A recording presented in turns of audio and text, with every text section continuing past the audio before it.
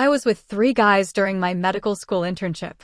My boyfriend found out and now wants to break up with me, even though I told him it was stress. Now he does not want to pay for my degree anymore. I'm writing this from the university library at 3 in the morning because it is the only place where I do not feel like the walls are closing in on me. My life, my career, my entire future hang by a thread because of the emotional fragility and absolute lack of understanding of my boyfriend, David. He has decided to throw away 4 years of a relationship, of investment, and of mutual support over a slip-up. Well, a few slip-ups that had absolutely nothing to do with him. For you to understand my logic and how incredibly unfair his reaction is, you have to understand our agreement. I met David 4 years ago. I was in my 2nd year of medical school, drowning in debt and working as a waitress in my few free hours. He had already graduated with a business degree and had a good job in the financial sector. He was older than me, more stable, and from the beginning, he was fascinated by my intelligence and my ambition. Our relationship was based from the first day on a common project, my career. He saw my potential. He saw the future surgeon, the brilliant woman I could become if only I did not have to worry about money. After a year of dating, he sat down with me and made me a proposition that sounded like a dream. Quit your job, he told me. Move in with me. I will take care of everything, the rent, the bills, your tuition. You only have one mission, to study and become the best doctor you can be. Consider it an investment. I'm investing in you, in us, in our future. It was a gesture of immense love and faith, and I accepted it. I quit my job, moved into his incredible apartment, and immersed myself completely in my studies. He was the perfect boyfriend. He would make me dinner when I came home exhausted. He would massage my shoulders while I studied late into the night. He never complained if I had to cancel plans for an exam. He celebrated my good grades as if they were his own. We were a team, and he was the manager, the sponsor of my dream. Everything worked perfectly until I started my internship last year. No one who has not been through it can understand the level of stress. 36-hour shifts. Sleeping 2 hours on the floor of a break room. Watching people die. Making life or death decisions when you can barely keep your eyes open. It is an inhuman pressure, a soul crusher. I would come home and I was a zombie. I had no energy for David, for our relationship, for anything. My world was reduced to a cycle of extreme stress at the hospital and a total collapse at home. David remained incredibly patient, but he did not understand. He could not. His world of spreadsheets and meetings had nothing to do with my reality of blood, sweat, and exhaustion. I began to feel a total disconnection. I loved him. Of course, I was immensely grateful. But our team did not feel like a team anymore. He was a concerned spectator, and I was a gladiator in the arena, and I needed a way to release the pressure, to disconnect, to feel something that was not the crushing weight of life and death. I needed an escape valve, and I found it, not because I was looking for it, but because it was the only thing that made sense in the midst of the madness.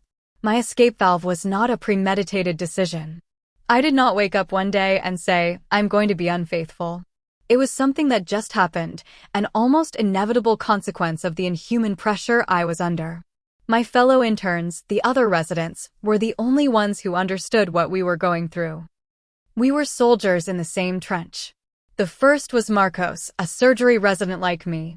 After a particularly brutal shift, a night when we lost a very young patient, we stayed in the break room completely shattered.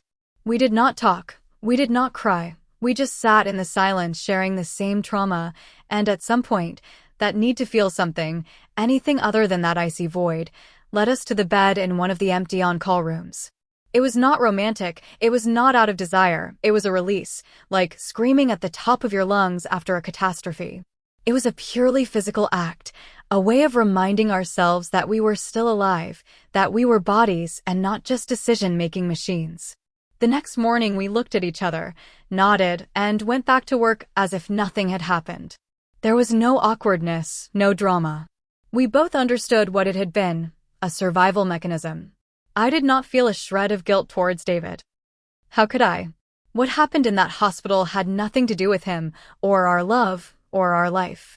It belonged to a parallel universe, the universe of emergency medicine, where the normal rules of life do not apply. To think of it as infidelity seemed absurd, almost insulting. It was like accusing a soldier of stealing a can of food in the middle of a war. A couple of months later it happened again, this time with another resident, Pablo, after celebrating that we had successfully completed a hellish rotation. There was alcohol, loud music in a bar near the hospital, and the collective euphoria of having survived. It was a night of release, of letting go of all the accumulated tension. And yes, I ended up at his apartment. Again, without emotion, without promises, just one night to forget, to be a normal person and not a future doctor with the weight of the world on her shoulders. The third, Daniel, was the most recent. It was after a fight over the phone with David. He was upset because I had forgotten our anniversary. Our anniversary. I had just spent 12 hours trying to resuscitate a man who had suffered a heart attack, and he was worried about a date on the calendar.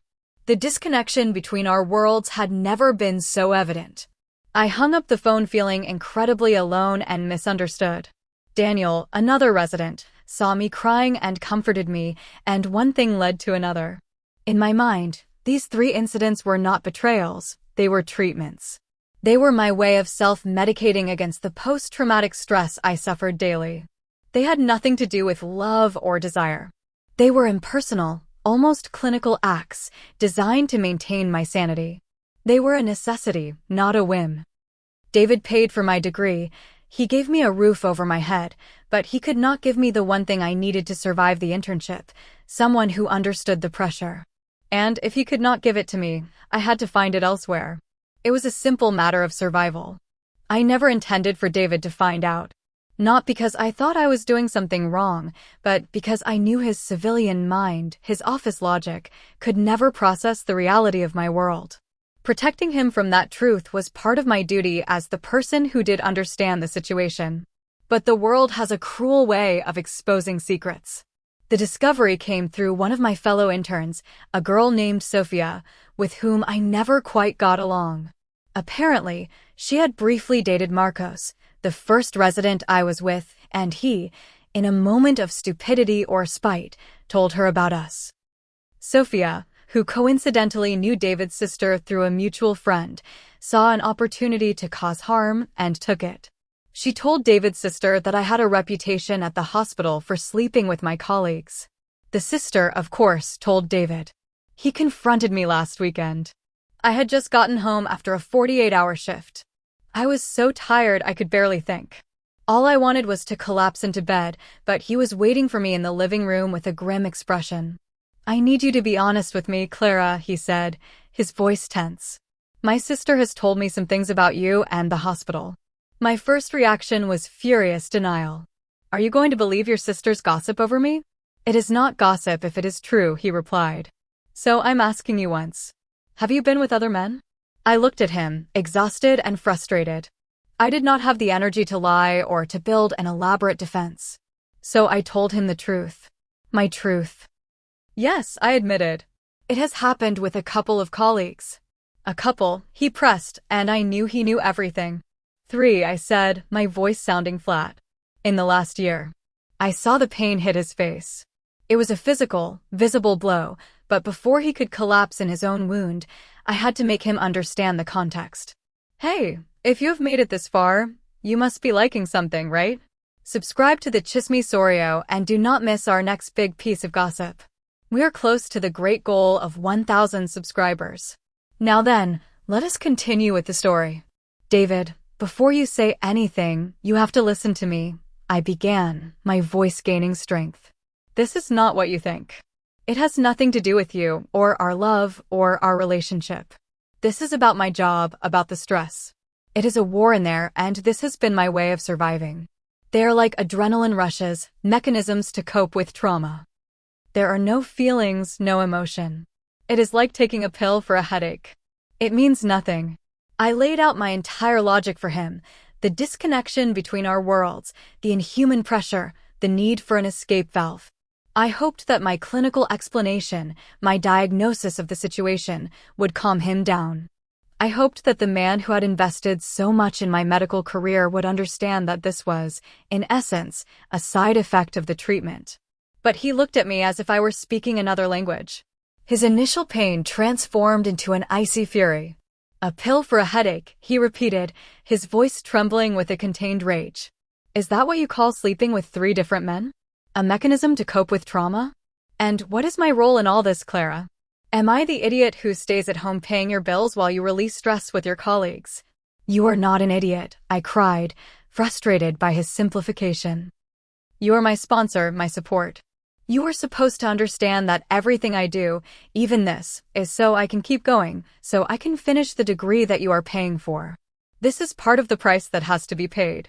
He let out a laugh, a horrible, broken sound. "The price, unbelievable. I thought the price was my money, my time, my unconditional support. I did not know it also included my dignity. I did not know the deal was to pay for your degree so you could have the freedom to sleep with whoever you wanted." He did not understand. He did not want to understand. He was trapped in his conventional and small view of fidelity, unable to see the bigger picture. He was being incredibly immature, reducing a complex survival strategy to a simple and vulgar deception. The argument went on, but it was useless. I was trying to elevate the debate to a matter of psychology and survival in an extreme environment. He reduced everything to a simple soap opera equation. "You cheated on me. Do you know what hurts me the most about all this, Clara?" he said at one point, his voice laden with a glacial pain. "It is not just the sex, it is the arrogance. The arrogance of believing you had the right to do this, that your stress, your career, your needs are so incredibly important that they give you permission to destroy the only person who has supported you without asking for anything in return." Of course I asked for something in return. I snapped defensively. "Our agreement was that I would become a doctor. I'm fulfilling my part. This is just a bump in the road, a side effect of the process." "No," he said, and his voice became dangerously calm. "Our agreement was that we would build a future together, a future based on mutual respect and trust. And you have burned that contract. So I consider my investment to be over." I felt a chill. "What do you mean?" "I mean it is over, Clara. Everything. Us and my support.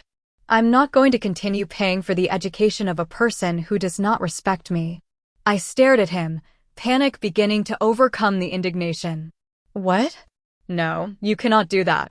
You cannot leave me stranded in the middle of my degree. We have an agreement. This is part of our future." "We do not have a future anymore," he said with a finality that took my breath away. "And I'm not leaving you stranded. You are a grown woman. You can get a loan, go back to waitressing. You will survive. You always have. You just will not be doing it with my money anymore." And then he dropped the final bomb. "And since this is my apartment and our relationship is over, I'm going to ask you to find another place to live. I'm giving you until the end of the month." That was too much. The injustice of it all overwhelmed me. "You are kicking me out," I cried, this time with tears of pure rage and fear. "After everything I have sacrificed, all the stress I have endured to fulfill my part of the deal. You are going to leave me on the street and without a degree just because of your wounded ego, because of your immaturity." "It is not my ego, Clara, it is my self-respect," he replied, his voice as firm as a rock. "And my self-respect tells me that I do not deserve this. I do not deserve to be the useful idiot who pays the bills while his girlfriend manages her stress with other men." He went into the guest room and closed the door. And I was left in the living room with my entire world collapsing. I was not just losing my partner, I was losing my home, I was losing my career. Everything I had fought for, everything he had invested in, was about to evaporate. And all because he was incapable of understanding a simple truth, that to survive in hell, sometimes you have to make a pact with the devils. And my pacts had nothing to do with him. I'm back in the library, the only place that feels like a refuge. David barely speaks to me. The atmosphere in the apartment is suffocating. I'm looking for rooms to rent, doing impossible calculations, trying to figure out how on earth I'm going to pay for the next semester without his help. The answer is I cannot. My future, which a week ago was a straight line to success, is now an abyss. And all because of David's immaturity. He sees this as a personal betrayal, but he refuses to understand that it was a professional decision, a survival decision. Being a doctor requires a level of detachment, of compartmentalization, that he cannot comprehend. What I did at the hospital with my colleagues was a strategy to keep myself functional, to be able to continue saving lives, to be able to continue studying. It was for my career, the career he was supposedly investing in. How can he be so short-sighted? He does not see that by punishing me for my survival methods, he is sabotaging his own investment. It is as if a sponsor pulled funding from an Olympic athlete because they do not like how they train. It is illogical. He accuses me of using him, of seeing him as a resource. What hypocrisy! He was the one who established the terms of our relationship as an investment. And now, when the costs of that investment, my stress, my mechanisms for coping with it, become too uncomfortable for him, he simply withdraws the funds and abandons the project. He has revealed himself to be the worst kind of investor, one who only wants the profits, but is not willing to assume the risks or the losses. The risk was that my career would consume me, that it would change me, that it would force me to make difficult decisions. And when the risk materialized, he ran. So yes, I was with 3 guys, but it was a direct consequence of the pressure of the career he encouraged me to pursue. It was a medical necessity, a way to avoid total burnout. And now not only has he left me, but he threatens to destroy the very dream he swore to help build. He wants me to fail as a punishment. Is that not the cruelest and most immature thing of all? He is not just ending a relationship, he is trying to destroy my future, and all because his fragile ego could not handle the idea that his girlfriend is not a saint, but a survivor. Popular comments from Reddit. Anonymous user 1 says, OP, your ability to dissociate from reality is, ironically, the only skill you seem to have perfected in your medical career. Let us be clear. You did not sleep with 3 men because of stress. You slept with 3 men because you wanted to and because the opportunity presented itself, and you did it while your boyfriend, the man who financed that very opportunity, was at home supporting you unconditionally. Calling it a survival mechanism is an insult to people who actually fight stress without betraying their partners. He is not sabotaging his investment, he is liquidating an asset that has turned out to be toxic and fraudulent. Yes, you're the one to blame.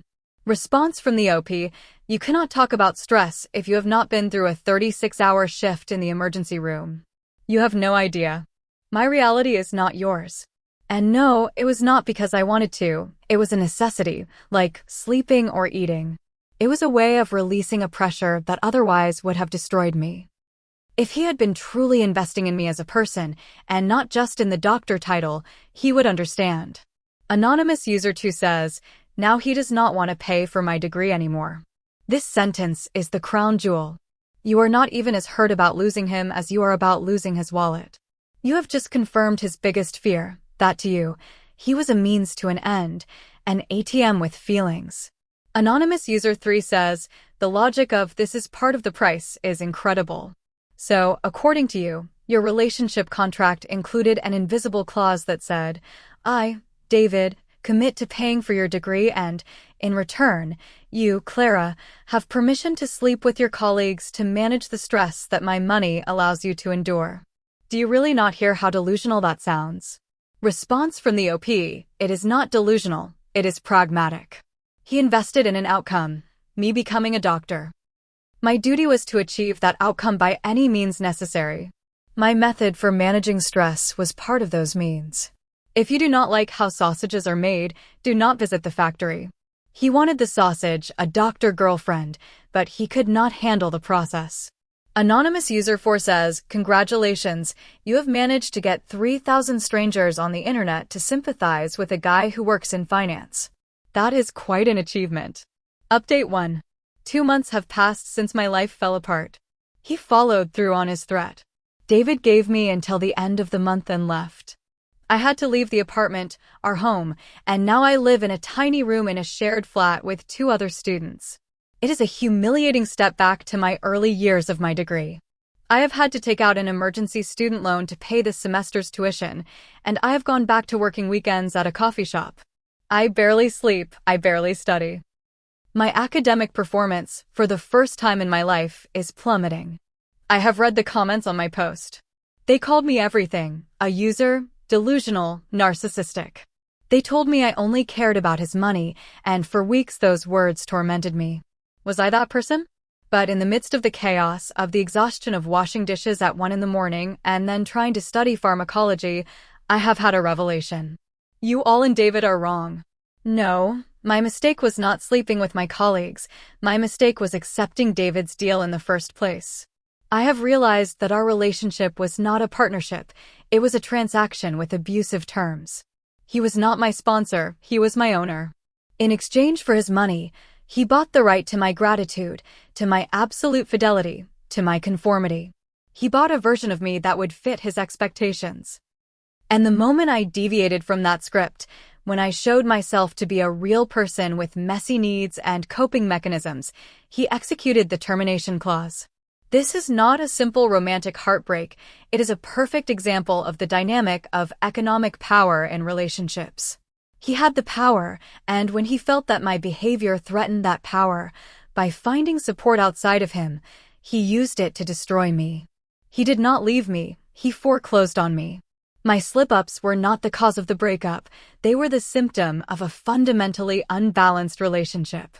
I was trapped, I was dependent, and my subconscious sought a way to rebel, to reclaim my autonomy in the only way I could in that high-pressure environment. So no, I do not feel guilty anymore, I feel angry. Furious with a system that forces students like me to go deep into debt or to depend on the generosity of others. Furious with David for creating a golden cage and then getting offended when I tried to breathe a little free air. The comments said that I was the one who saw David as an ATM. What irony. He was the one who turned our love into a transaction, and now I'm paying the interest. Update 2. A year has passed, a year of a brutal struggle. I had to take a semester off because it was impossible to juggle work, studies, and the growing debt. I watched my dream of being a surgeon drift away, become blurry. There were nights when I thought about giving up everything, but I did not. And the reason is that my perspective changed completely. The anger I felt towards David transformed into something bigger, more focused. I started talking to other female students at my university, listening to their stories. Girls working 3 precarious jobs, girls accepting arrangements with older men, girls on the verge of physical and mental collapse. And I realized that my story was not unique. I was not the villain, I was a statistic. My betrayal was not born in a vacuum, it was born from an educational system designed to break us. A system that demands superhuman dedication while drowning you in debt, creating an inevitable dependence, either on the bank or, as in my case, on a partner. David was not the monster, he was simply the product of that system, a man with economic power who believed he could invest in a person as if she were a stock on the exchange, expecting guaranteed returns and control over the asset. When the asset proved to have a will of its own and be volatile, he panicked and sold his shares without caring about the consequences for the company. I have returned to university this semester, but with a different purpose. Yes, I still want to be a doctor, but no longer for the prestige or the money. I want to be one so I can be in a position to help change this system from within. I have joined a student activism group that fights for better mental health conditions for residents and for fairer financial aid programs. I have found my voice, not in a justification for my mistakes, but in a critique of the system that encourages them. Sometimes I wonder what David would think if he saw me now. He would probably see an angry, radicalized woman and feel even more justified in his decision to leave me. Let him think that. I no longer need his approval, nor his forgiveness, and certainly not his money. What I did was wrong in the context of our relationship, I see that now. But it was a mistake born of unbearable systemic pressure. He chose to focus on my personal mistake. I have chosen to focus on the system that broke us both. I do not know if I will become a great surgeon, but I know that I have found something more important than a degree. I have found a cause, and in a way, I owe it to him. His investment did not give me the career he wanted, but it gave me the education I really needed.